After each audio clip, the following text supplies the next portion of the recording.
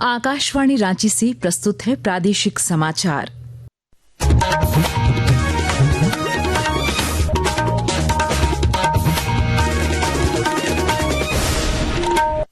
नमस्कार, प्रादेशिक समाचारों के साथ मैं प्रियंका। पहले मुख्य समाचार। आकाशवाणी से मन की बात कार्यक्रम में प्रधानमंत्री नरेंद्र मोदी ने आपातकाल को बताया लोकतंत्र पर हमला। कहा, जन भागीदारी से किया जा सकता है हर संकट का सामना। हजारीबाग सांसद मनीष जायसवाल ने की सांसद तीर्थ दर्शन योजना की शुरुआत। पहले चरण में 180 श्रद्धालु देश के प्रमुख तीर्थ स्थलों के लिए हुए रवाना। चाईबासा में आयोजित मेगा विधिक सशक्तिकरण शिविर में लाभार्थियों को मिला योजनाओं का लाभ। न्यायमूर्ति दीपक रोशन ने विधिक जागरूकता बढ़ाने पर दिया जोर। जमशेदपुर में भारी बारिश से स्कूल जलमग्न, 162 बच्चों को पुलिस ने किया सुरक्षित रेस्क्यू। और सैनिक स्कूल तिलैया में ऑल इंडिया सैनिक स्कूल हॉकी चैंपियनशिप का हुआ समापन। सैनिक स्कूल तिलैया बना ओवरऑल विजेता, नालंदा सैनिक स्कूल रहा उप विजेता।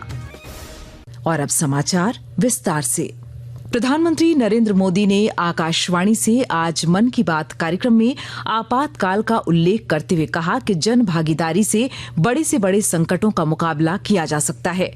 उन्होंने कहा कि आपातकाल लगाने वालों ने न सिर्फ संविधान की हत्या की, बल्कि उनका इरादा न्यायपालिका को भी अपना गुलाम बनाए रखने का था। श्री मोदी ने कहा कि इस दौरान कई लोगों को कठोर यातनाएं दी गई, छात्रों को परेशान किया गया और अभिव्यक्ति की आजादी का गला घोंटा गया। देश पर इमरजेंसी थोपे जाने के 50 वर्ष कुछ दिन पहले ही पूरे हुए हैं। हम देशवासियों ने संविधान हत्या दिवस मनाया है। हमें हमेशा उन सभी लोगों को याद करना चाहिए जिन्होंने इमरजेंसी का डटकर मुकाबला किया था। इससे हमें अपने संविधान को सशक्त बनाए रखने के लिए निरंतर सजग रहने की प्रेरणा मिलती है। हजारीबाग सांसद मनीष जायसवाल ने अपने निजी खर्चे पर सांसद तीर्थ दर्शन योजना की शुरुआत की है। पहले चरण में 180 श्रद्धालु 3 वातानुकूलित बसों से वाराणसी, अयोध्या, प्रयागराज और विंध्याचल के लिए रवाना हुए। मौके पर सांसद ने कहा कि इस यात्रा का उद्देश्य हजारीबाग लोकसभा क्षेत्र के उन बुजुर्गों और तीर्थ यात्रा से वंचित लोगों को सम्मान और अवसर प्रदान करना है। जो लोग आर्थिक रूप से सबल नहीं हैं या जिनके परिवार में ऐसे कोई सदस्य नहीं है जो कि इनको तीर्थ पर ले जा सके, तो ऐसे लोगों का हम लोग चयन करेंगे। हर पंचायत से लोगों को लेकर के जाएंगे। यात्रा काशी, अयोध्या, प्रयागराज और मां विंध्यवासिनी के चरणों में होते हुए फिर वापस आएगी। ये निःशुल्क यात्रा है। केवल यात्रियों को अपना भोजन की व्यवस्था स्वयं करनी है। बाकी जो व्यवस्था है वो हम लोगों ने किया है। चाईबासा में मेगा विधिक सशक्तिकरण शिविर का आयोजन किया गया, जिसमें जिले के विभिन्न हिस्सों से आए लाभार्थियों को योजनाओं का लाभ प्रदान किया गया।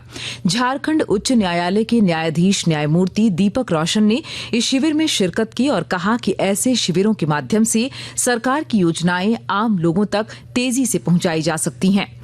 उन्होंने विधिक जागरूकता बढ़ाने और लोगों को उनके अधिकारों से अवगत कराने पर भी जोर दिया।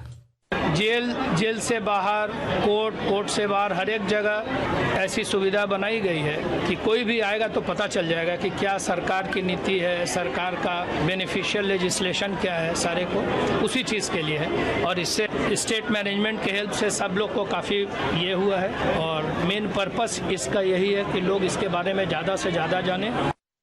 खूंटी जिले के लांदू पंचायत के काड़ेतुबित गांव में कल देर रात अपराधियों ने ग्राम प्रधान बलराम मुंडा की लाठी डंडे और धारदार हथियार से हमला कर हत्या कर दी। साथ ही अपराधी घर में लूटपाट करने के साथ घर का सामान भी क्षतिग्रस्त कर फरार हो गए। पुलिस ने त्वरित कार्रवाई करते हुए 10 संदिग्धों को हिरासत में लिया है और हत्याकांड की जांच के लिए एसआईटी का गठन किया गया है। पूर्व मंत्री नीलकंठ सिंह मुंडा ने घटना पर दुख जताते हुए राज्य सरकार और पुलिस प्रशासन की कार्यशैली पर सवाल खड़े किए हैं। आकाशवाणी के ताजा तरीन समाचारों के लिए आप हमारी वेबसाइट newsonair.gov.in पर लॉग ऑन कर सकते हैं। ताजा समाचार X handle @AIR news alerts और Facebook page all India radio news पर भी उपलब्ध है।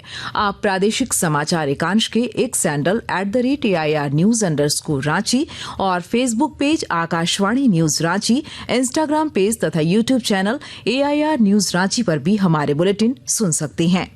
प्रादेशिक समाचार आप आकाशवाणी रांची से सुन रहे हैं।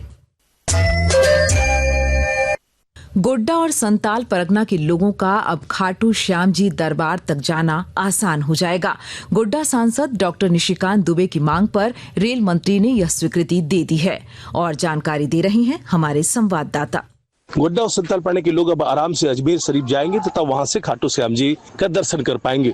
रेलवे मंत्री ने गोड्डा से अजमेर तक जाने के लिए एक लंबी दूरी की ट्रेन दी है जो मंगलवार की सुबह गोड्डा से खुलेगी और बुधवार की शाम अजमेर पहुंचेगी। इस ट्रेन की सौगात देते हुए रेल मंत्री ने बताया है कि गोड्डा में जुलाई माह में किसी भी दिन इसका परिचालन प्रारंभ होगा। इस ट्रेन से गोड्डा से निकलकर लोग वाराणसी और वहां से दिल्ली तथा दिल्ली से अजमेर तक जाएंगे। आकाशवाणी समाचार के लिए गोड्डा से नीरव किशोर। जमशेदपुर के पोटका प्रखंड स्थित एक आवासीय विद्यालय में कल तेज बारिश के कारण स्कूल परिसर जलमग्न हो गया। पानी भरने से 162 बच्चे स्कूल में फंस गए थे। पुलिस और स्थानीय प्रशासन ने रेस्क्यू ऑपरेशन चलाकर सभी बच्चों को सुरक्षित बाहर निकाला। ग्रामीण एसपी ऋषभ गर्ग ने बताया कि रेस्क्यू के दौरान नाव और रस्सियों का इस्तेमाल किया गया और बच्चों को मौके पर ही प्राथमिक उपचार एवं काउंसलिंग दी गई। थाना प्रभारी का हमारे पास कॉल आया। हम लोग ने तुरंत जो हम लोग का आपदा प्रबंधन प्रणाली है उसको एक्टिवेट किया। हम लोग के पास लाइफ सेविंग बोट्स रहती हैं, उनको भी हम लोगों ने एक्टिवेट कर दिया था। 162 बच्चे इस भयावह स्थिति में फंसे हुए थे, तो उन सब की जल्दी से जान बचाई जा सके और कोई अनहोनी ना हो। ग्रामीणों ने बहुत सहायता की पुलिस की, और जो भी हम लोग के पास राहत सामग्री थी उसकी मदद से हम लोगों ने धीरे धीरे करके सभी बच्चों को सुरक्षित निकाल लिया। मौसम विभाग ने राज्य के कई जिलों में अगले 3 घंटे में वज्रपात और बारिश की चेतावनी जारी की है। अलर्ट में बोकारो, धनबाद, पूर्वी सिंहभूम, गढ़वा, गुमला, जामताड़ा, लातेहार, लोहरदगा, पलामू, सरायकेला खरसावां और सिमडेगा जिलों को शामिल किया गया है। विभाग ने संबंधित जिलों को सतर्क रहने और एसडीएमए के दिशा निर्देशों का पालन करने को कहा है। और अब कुछ संक्षिप्त खबरें। धनबाद में 15वें वित्त आयोग की राशि जारी नहीं होने से पंचायत जनप्रतिनिधियों में नाराजगी है। जिला परिषद अध्यक्ष शारदा सिंह की अध्यक्षता में बैठक कर आंदोलन की रणनीति बनाई गई। जनप्रतिनिधियों ने चेतावनी दी है कि मांगे नहीं मानी गई तो वे रांची में प्रदर्शन करेंगे और सामूहिक इस्तीफा देंगे। चतरा में सिविल ड्रेस में मौजूद पुलिस जवान मनीष कुमार ने मामूली विवाद में एक मजदूर को पीट दिया, जिसका वीडियो सोशल मीडिया पर वायरल हो गया। इसके बाद एसपी सुमित कुमार अग्रवाल ने आरोपी पुलिस जवान को तत्काल निलंबित कर दिया। और गढ़वा जिले के रंका थाना क्षेत्र के बांदू गांव के पास 3 टेम्पो की टक्कर में एक मासूम बच्चे की मौके पर ही मौत हो गई, जबकि बच्चे की मां समेत 4 लोग घायल हो गए। घायलों का इलाज स्थानीय अस्पताल में जारी है। कोडरमा जिले के सैनिक स्कूल तिलैया में आयोजित ऑल इंडिया सैनिक स्कूल हॉकी चैंपियनशिप का समापन हो गया। 5 दिनों तक चली इस प्रतियोगिता में सैनिक स्कूल तिलैया की टीम ओवरऑल चैंपियन बनी, जबकि नालंदा सैनिक स्कूल उप विजेता रहा। तिलैया की टीम अब नेशनल चैंपियनशिप में खेलेगी, जहां बेहतर प्रदर्शन करने पर नेहरू कप में खेलने का मौका मिलेगा। इस अवसर पर मुख्य अतिथि 203 कोबरा बटालियन के कमांडेंट पवन कुमार सिंह ने कहा कि ऐसे आयोजन बच्चों को शारीरिक व मानसिक रूप से मजबूत बनाते हैं और टीम भावना विकसित करते हैं।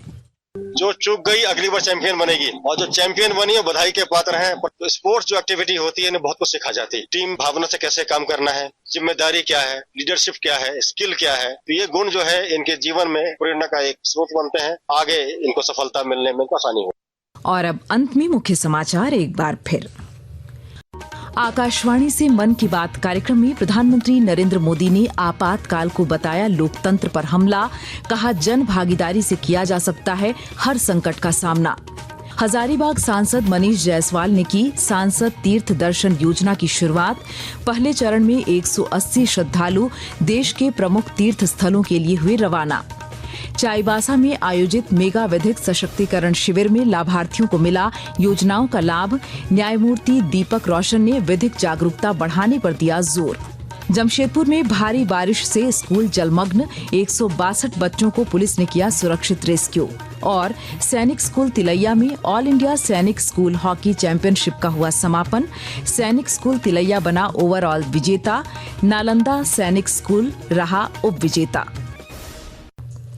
इसके साथ ही आकाशवाणी रांची से प्रादेशिक समाचार का ये बुलेटिन समाप्त हुआ। अगला प्रादेशिक समाचार बुलेटिन कल सुबह 8:30 बजे प्रसारित किया जाएगा। नमस्कार।